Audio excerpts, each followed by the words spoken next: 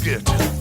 I got my barbecue shoes on. BBQPitBoys.com. Today we're cooking up a beef tenderloin at the pit, and it's real easy to do. All right.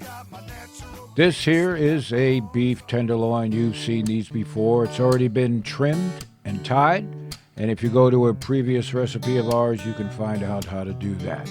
All right, we're throwing it on the grill, about 325 degrees Fahrenheit. We want to cook this relatively low temperature. You can go to 300 degrees Fahrenheit. Take some time. You want it to cook slow and evenly. That will make sure it's nice and tender. All right, so we're about maybe an hour and a half into this, and you can see she's come along real fine, and it's time to pull it off the grill. We have an internal temperature of about 120 degrees Fahrenheit. Now the trick for these tenderloins to get them real moist, right, there's not a lot of fat in there, is to wrap it. And wrap it, in this case we're using some heavy-duty aluminum foil because we want it to continue to cook. We're going to let it rest at least 45 minutes, even an hour. Take your time. That's the trick to keep it moist and get it real tender. So we've chopped up some onions. We've chopped up some garlic because we're going to take our trimmings from our whole beef tenderloin, right? And we're going to cook them up a bit. And some of the pieces are from the chain. There's some real tender stuff in there. And so we'll throw some butter in because we can. I mean, you can use oil if you're a health zombie or whatever, you think it's better. We use butter. Butter is great on beef. And hit it with some seasoning.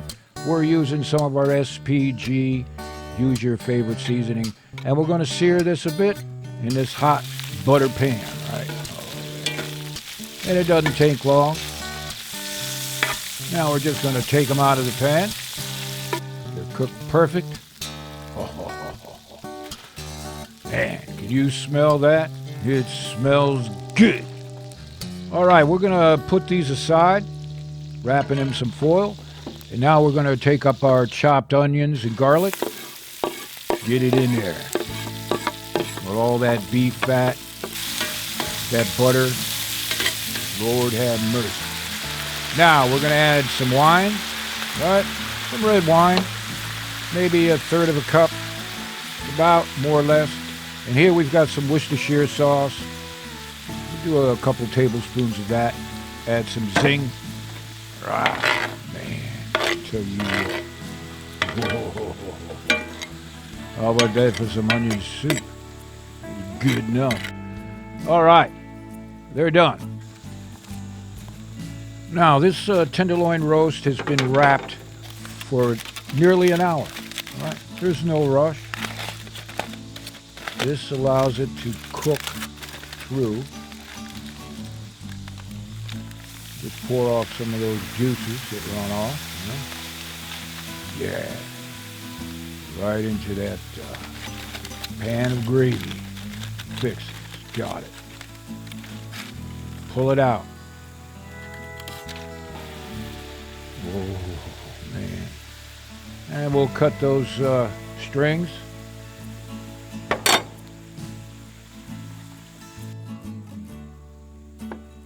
And we're going to show you what it looks like. Oh, man. Are you kidding me? Take a look at that. Moist. Real tender. Not only because it's a tenderloin, it's because we let it rest. Now, with our pan gravy, we've heated it up. And we're going to just lay in some pieces. Now, we're not trying to cook it any longer, right? We just want to warm it up. Only takes a minute or two. Oh, man. There's just no more words, right? Are you getting hungry or what? Now, by doing it this way, you could save 50% on your tenderloin roast, right? And we broke down our whole tenderloin. And so you've got really an economical meal of one of the finest beef cuts there are. Now, you can serve these up any way you want on a fancy-ass plate like this. Or how about on a sandwich? That's pitmaster privilege. And, of course, we do apologize for eating in front of you like this. But, again, that's pitmaster privilege. Oh. Man, are you kidding? You can literally see how tender it is. Oh. I'm stunned. Man. Yep. Now, let's give you an example of how tender this is. You can just take your fingers and just literally pull it apart. No knife required. Yeah. Oh, here Good living don't get any better than this, right? Wow. Now, let me show you the moisture. And you won't often see this in a tenderloin, right? Watch this.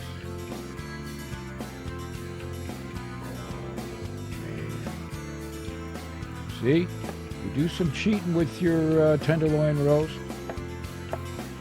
You got Texas cheat, Texas crutch.